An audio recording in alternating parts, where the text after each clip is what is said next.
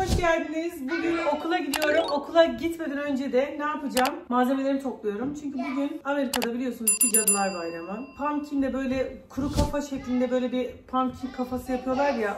Hoca bizden gelirken pumpkin getirme. Çünkü geçen yıl da yapılmıştı yani aynı şekilde.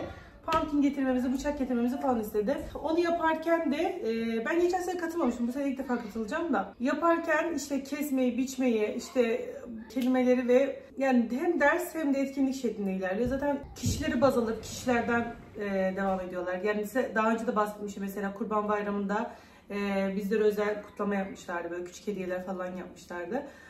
Onlar benim kursumdakiler böyle bu şekilde saygı gösterdikleri için ben de saygı gösteriyorum ve onlarla birlikte etkinliklere katılıyorum arkadaşlar. Yani bu pumpkin etkinliği aslında ders yani dersin içinde yapılıyor.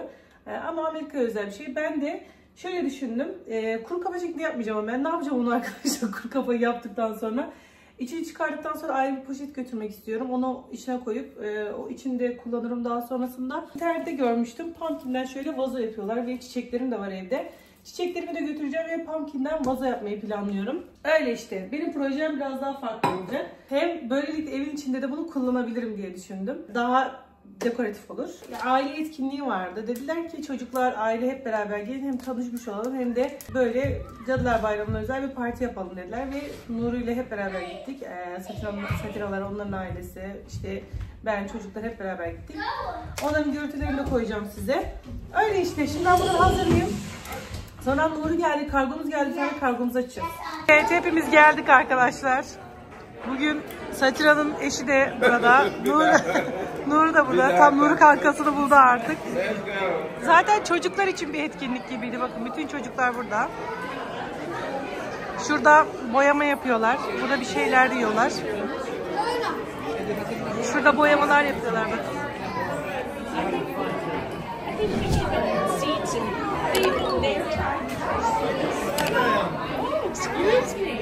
Burada da yiyecek bir şeyler veriliyor. Yine atıştırmalık. Oyunlar var böyle ayrı ayrı yerlerde. Böyle.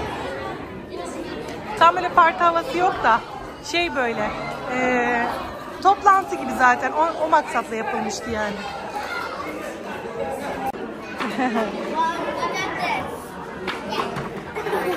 Evet.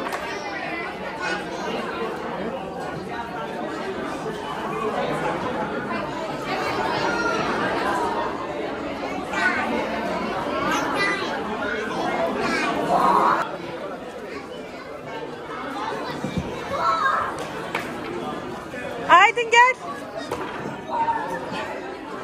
Buradan çıktık arkadaşlar. Yemeğe geldik. Burayı hatırlıyor musunuz? İlk geldiğimiz zamanlar buraya bir yemeğe gelmiştik. Burası Özbek, Ağızka Türkleri falan Özbek o tarz yemeklerin olduğu bir restoran. Güzel yani lezzetli. Satinalar da arkadan geliyorlar.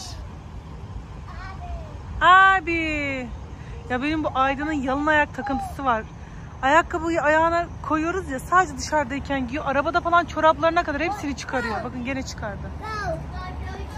Bunun internette yapım videolarını falan izliyordum. İlk defa yedim. Tadına baktım. Güzel ama çok salçalı geldi. Yani neyse ağır bir salça tadı var. Özbek pilavı sevdim buradan. Aydın otur bakayım Aydın. Kargomuz geldi, açıyoruz. Bu ne biliyor musunuz? Bayağı kullanışlı, bayağı fonksiyonlu bir ürün. Bu aletle hem sakılarınızı beyazlatabiliyorsunuz, yıkayabiliyorsunuz. Hem de şöyle makyaj fırçalarınızı, saatlerinizi, evet. Normal kol saatlerinizi de ve bu kol saat değil ama bu aslında daha iyi bilirsin, bu Nur'un çünkü. Köstekli saat mi? Bunu Türkiye'deyken almıştım daha böyle zamanlarda. Ve küçük, bayağı pratik bir ürün bakın. Bayağı fonksiyonlu. Deneyeceğiz bakalım. Ultrasonik mikrodalgalarla kullanarak temizletiyor. Biz geçen Panora'da Fatıma yüzük almıştım. Orada da gördük bu makineyi. Arkadaşlar Live Basis Ultrasonic Cleaner. Bunu takılarınızı, saatlerinizi, hatta makyaj fırçalar bile bu makineyle ultrasonik dalgalarla temizleyebilirsiniz. Gerçekten çok uygun bir ürün. Bunun fiyatı 39 dolar gibi civarında. Aşağıda link bırakacağım ben size. Arkadaşlar bizi gönderdiler. Biz de test edeceğiz. Deneyimlerimi sizlerle paylaşacağız. Kendilerinin sitesinde bulunabilirsin bu ürünü. 1 dakika 5 dakikaya kadar fark aralığıyla yıkayabilirsiniz ürünlerinizi. Bir düğüne gideceksiniz, takılarını böyle atıyorsun, hazırlanana kadar hazır takıp gidiyorsun parlak parlak. Sizlerle bunu deneyimi göstereceğiz. Bütün malzemeleri aldım geldim arkadaşlar. 1 adet su ve bulaşık deterjanı. Şimdi arkadaşlar fişi şuraya taktık. İçine ne koymamız gerekiyor? Su koymamız gerekiyor. Suyumuzu koyacağız ve deterjanımızı koyacağız. Sonrasında kaç saniye çalışması gerekiyor? 90 saniyeden 180 saniye kadar çalıştırabilirsin arkadaşlar. Hızlı çalışıyor yani. Hızlı bir şekilde temizliyor. Yani dışarı çıkacaksınız, baktınız böyle bir şey takacaksınız, kararmış 2 dakikada parlatırsınız yani. Bir de şunları da yıkaması çok güzel ya. Ben bunları sürekli elimde böyle yıkıyordum. Ve böyle yıkadığım için de çok zarar görüyordu. Buna da çok sevindim. Ben bunu bilmiyordum. Sadece takı için düşünmüştüm. Bayağı saat yıkıyor yüzükleri. Evet. Saat tutucu da var bunun. Yani bu saat tutucuyu nasıl yapıyor biliyor musunuz? Saatin çalışan mekanizması var ya, buraya getirip içine koyuyoruz. Böylelikle o çalışan mekanizma da suyun içine girmemiş oluyor. Bozulmuyor. Güzel düşünülmüş yani. Şimdi suyumuzu koyuyoruz arkadaşlar. Sadece bir pompa koyacağım. Yeter değil mi? Daha mı koyayım mı? Biraz daha. Hadi bir pompa da benden olsun. Sonra bulaşık makinesinin içinde çamaşır deterjanı atınca böyle köpürüyor fokur fokur, dışarı onu yaşamayalım. Şimdi fişimizi takıyoruz arkadaşlar. Çalışma düğmesi var mı acaba? Var o tarafta. Heh, bakın ışığı yandı.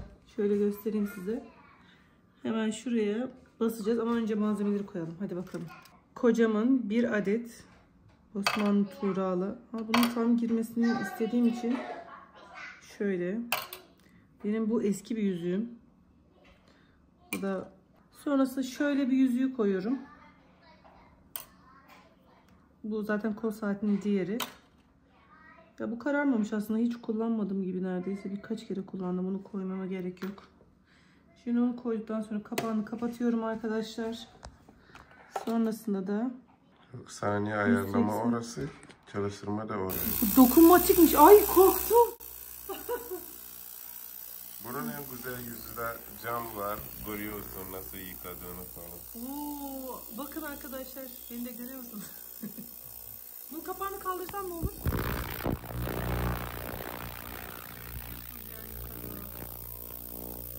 Bir saniye. Ve en yüksek saniyede değil bu yani arkadaşlar. Bu en düşük. En düşük 90. Yüksek senden yıkıyoruz.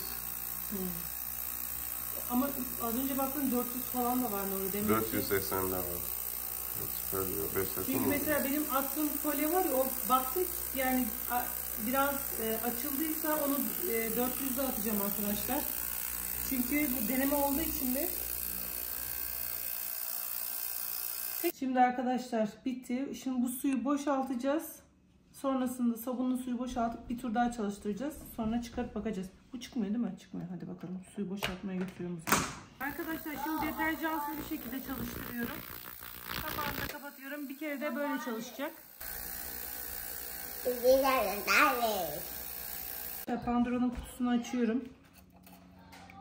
Bunları çok güzel parlatmış ama baksanıza. Çok güzel, iyi görünüyor. Çok iyi ya. Bakın. Zaten ben bunun suyunu süzdürdüm ya. Suyunu süzdürdüğümde bile böyle kalın şeyler vardı, böyle toprak gibi artık dökülmüş üzerinden bazı şeyler. Bakın bunları çok güzel yaptı. Bakın. Bu da güzel. Bu da çok iyi yapmış ya. Yeni gibi olmuş. Ama zaten yamuk normalde de. Bak bayağı yeni gibi olmuş yani. Parlatmış. Bu da aynı şekilde arkadaşlar. Ama gümüşlerde daha başarılı bence. Gümüşleri daha başarılı yapmış. Atarken de. Şimdi neyi deniyoruz?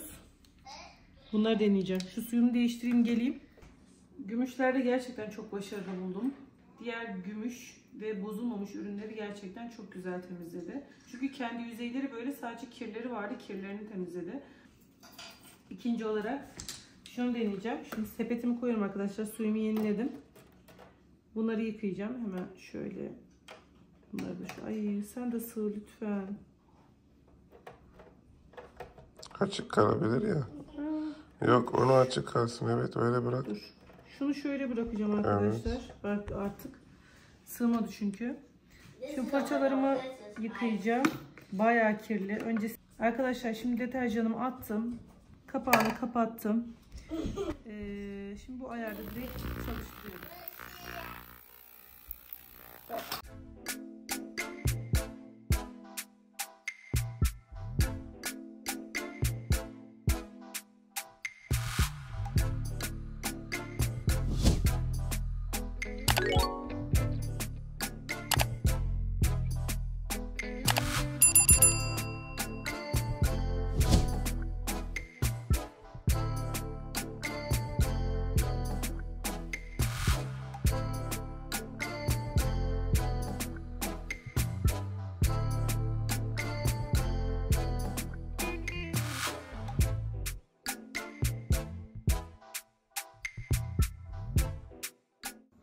Şimdi durulama çalışma yapacağız. Suyu boşaltın.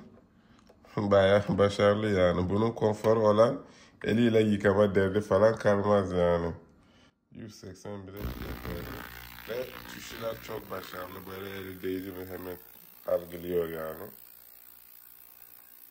Bunu duruladım şimdi. Boş suyuyla sabunsuz suyu. Bakın.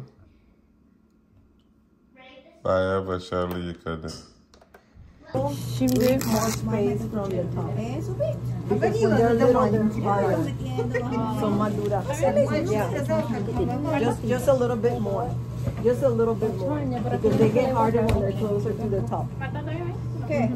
Ay, di cuál Marta. Marta Miss. Yeah, Marta Miss. No, more, more. This is too close. Okay. Here. This is the back. Right?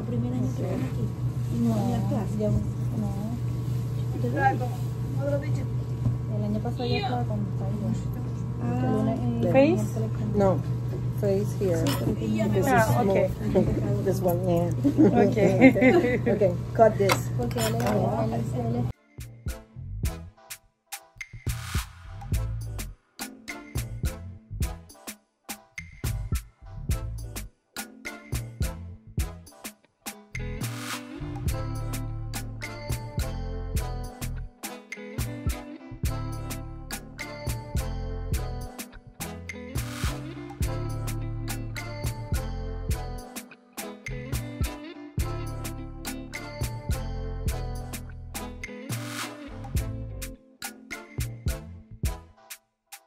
Scrape the leaf first. Yes. You finished? Let me see the leaf. Yes? No, you got guts. You got guts. And you got it scraped. Oh.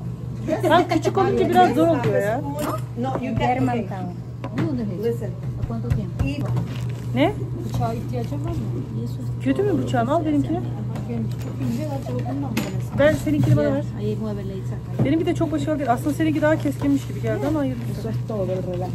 Mete la mano y ensucia. İçini israf etmek için poşet getirdim. Make sure that you don't have anything of the guts. You don't want the guts or it's gonna get rotten. You know what rotten is? Hoca bir yandan böyle mutfak ve kesmek, biçmek falan bunları öğretiyor bize. Bunlarla ilgili. See, It's tired. some people take the seeds, you let them dry. Küçükler biraz daha zor kesiliyor. O yüzden millet mücadele veriyor. Ben ikinci aşamaya geçtim bile. Nuriye de dedim ki küçük bir tane al, gitmiş. Yani en büyüğünü almış. You need a spoon.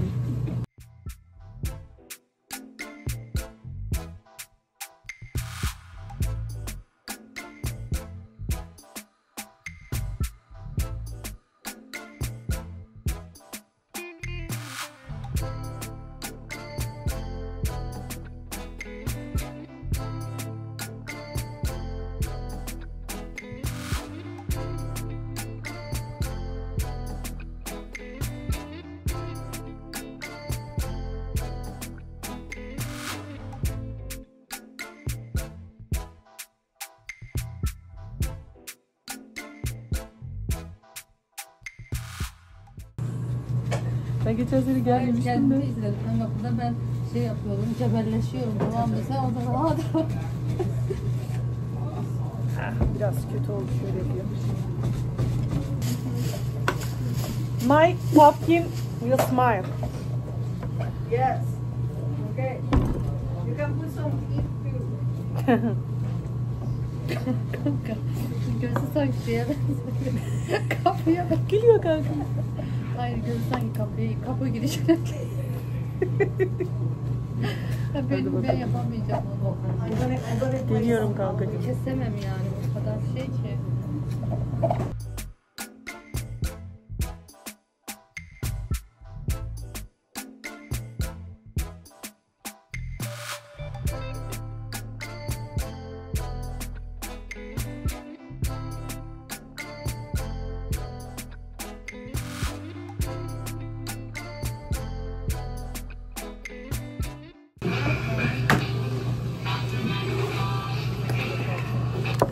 Aha gözünü kestik ya. Gözünü kestim.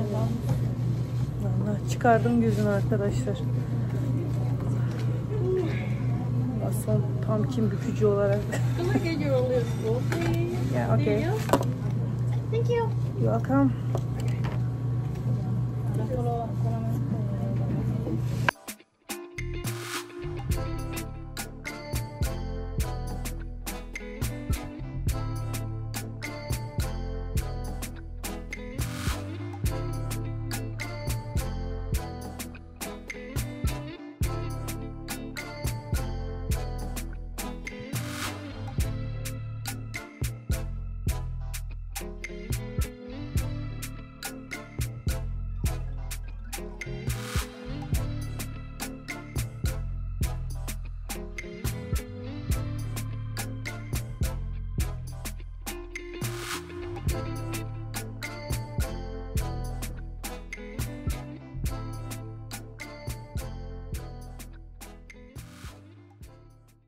Şöyle üst üste koyuyorlar arkadaşlar. Buna totemmiş. But at home you can put the. Okay. I want to take a picture. I want to take a picture. Finish. Yeah. Finish yours. Finish yours. And Arkadaşlar bakın benimki bu. En büyük de benimki. I want that one. Saksı yaptım onu. Buna izin verecek. Vente, Marta, vente, trae las Okay. Okay. Okay. You go, I'll take the pictures. My pumpkin Give me biggest. your phone. Yeah, that's good. Okay. Ders bitti. Dersten çıktım arkadaşlar. Şimdi eve doğru gidiyorum. Hava da erken kararıyor ya. Bir saat geri mi alacak yazmışlardı, ileri mi alacağız yazmışlardı. Öyle bir şey vardı internette. Tam olarak dikkat etmedim. Geri alırlarsa yandık. Sabahları zaten karanlık havada çıkıyoruz halimle. Geri alırlarsa sıkıntı. İleri alırlarsa çok iyi olur. Yani bilmiyorum. Tam olarak dikkat etmedim. Neyse ben gidiyorum. Bir şey almayı, çantamı almayı unuttum sandım da. Sıkıntı yok. Hadi yola koyuyoruz. Arkadaşlar pumpkin'i içeri almıyorum. Çünkü yani biz kutluyormuş gibi algılasını istemediğim için arabada dursun, sonra eve getireceğim. Benim pumpkin son hali. Yalnız en tatlı benimki oldu. Gülen surat yaptım. Böyle korkunç falan yapıyorlar ya, ben öyle bir şey yapmak istemedim yani. Zaten şeyi de çok doğru bulmuyorum yani. Bazen evlerin önünden geçen o kadar korkunç şeyler yapıyorlar ki çocuklar bunlara nasıl korkmuyor hiç anlam veremiyorum. İnsanlar korkunç pumpkin yaparken ben özellikle gülen surat yaptım. Dedim ki benim pumpkinim gülecek, korkunç olmayacak dedim. Temel olarak Amerika'dan dünyaya yayılmış bir kültür.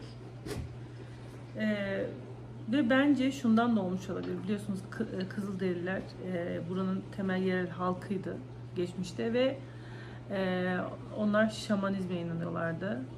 Kızılderililerin de hatta buzlar üzerinden Amerika'ya geçtiği ve Türk oldukları da söyleniyor. Hatta bir ara ispatlandı falan diye haberler çıkmıştı. Bir ara bakmıştım yani. Eski şaman kültüründe olan bir şey. Zaten hoca da bugün böyle bu şekilde şey yapıyor. Allah inşallah bunun kabak tatlısını yapacağım normal bizim şeydeki gibi. Umarım güzel olur. Bu konu geçtiği için videolarda bu tarz konularda hep şöyle oluyor. Bazıları çocuklara öğretmediğim için ya da çocuklarla birlikte kutlamadığım için beni yobaz olarak nitelendirecek. Bir kesimde bugün bal kabağını kestiğim için benim dinimi sorgulayacak. Şimdi şöyle bir şey var arkadaşlar. Ben oraya gittiğimde bunu kutlamak mahiyetiyle yapmadığımı benim hocalarım da biliyor, ben de biliyorum. Yani ben orada da söyledim zaten. Ama her ortamda da bu şekilde sivrilmemek gerektiğini düşünüyorum. Ben bunu yaptım ama ben bunu kutlamıyorum ya da sadece derste bir öğreti olarak yaptım. Çünkü onlar da benim dinime saygı duyup derslerde bununla ilgili şeyler konuşuyoruz ya da benim bayramlarında bana hediyeler alınıyor. Ben de onların tabii ki de kültürlerine saygı duyacağım. O yüzden bu derse ortak oldum tabii ki. Şimdi bunu eve neden sokmadım? Bunu diyeceksiniz. Şimdi ben alimle şu an sizin çocuklarınız da yani Baby Shark'ın biliyorsunuz. Baby Shark'ın Halloween serileri var. Bütün çocuklar biliyor, görüyor. Hatta bakıyorum Türkiye'de bile ana sınıflarında bile kutlanıyor artık. Görüyorum yani internette falan, hatta tepki alıyor. Ben şimdi bunu eve getirirsem çocuğuma şu ayrımı anlatamam. Yani biz Müslümanız ve biz bunu kutlamıyoruz. Yani bu bizim inancımıza dair bir şey değil. O yüzden bunu açıklayamam. Ben erişkin yaşındayım. Ve bunu kutlamak mahiyetinde yapmadım. Ben okulda etkinlik ve eğitim amacıyla yaptım. Ama çocuğumun bunun ayrımını yapamayacağı için bunu eve sokmamam gerekiyor. Yani o da dışarıda görecek belki zamanı geldiğinde. Şu an Amerika'da olduğumuz için Hristiyan inancına dair şu anda bile şeyi var, yani bilgisi var alimin. Zamanı geldiğinde şu ayrım yapması lazım. Ha tamam, bizim eve Cadılar Bayramı'nda pumpkin girmez, biz süsleme yapmayız çünkü biz Müslümanız. Bu iki ayrım gözetmesi lazım. O yüzden onlar evdeyken bunu çıkarmadım. Ve sabah uyandıklarında kabak tatlısı olarak görecekler. Yani böyle düşündüm ben. Benim düşüncem sadece şundan çok rahatsızım yani. Ben bunun bu şekilde doğru olduğunu düşünüyorum ve böyle yapıyorum. Ha bir de şöyle bir durum var. Normalde biliyorsunuz ki okulda bir tanışma partisi gibi bir şey yapıldı. Dediler ailelerle birlikte gelin. Geçen sene gitmemiştim. Bu sene de gitmeyebilirim. Bu sene sadece ben bir YouTube içerik üreticisiyim ve merak edildi. Çok fazla yorum yazıldı. Çeker misin, nasıl gidiyor falan diye. Geçen sene de hatta evin bahçelerini falan çekmiştim sadece. Onu da çok yani kültürel bir durum. Nasıl Afrika'da işte tabutlarla dans ediyorlarsa, insanlar bunu çekiyorsa kültürel bir durum olduğu için ben bunu böyle görüyorum. O yüzden gittim ve burada da değişik kostümler giyip buna dair şeker toplayıp kutlamalar yapmadım. Kendim ayrımımı fark ediyorum. Ne bu durumda çok zıtlaşmanın doğru olmadığını düşünüyorum. Sadece ben kendi inancımın farkındayım ve ona göre davranıyorum. Bu kadar. Çocuklarımı da buna göre yetiştirmeye çalışıyorum. Dediğim gibi benim doğrum bu şekilde. Yani Türkiye'de öyle bir ayrım var çünkü. Ben böyle dediğimde çok seviyorsan yallah Arabistan'a falan hemen başlıyorlar. Ya da tam tersi, şu kabağın elimde olması bile sıkıntıymış gibi davranılıyor. Yani önemli olan bu ayrımı kendi akıl kelamınla ayırt edebiliyorsan bir problem yok. Kutlama gibi bir niyetim hiçbir şekilde olmadı. Sadece dediğim gibi sizlere video çekmek istedim. Sonuç olarak farklı bir kültürdeyim, farklı bir ülkedeyim.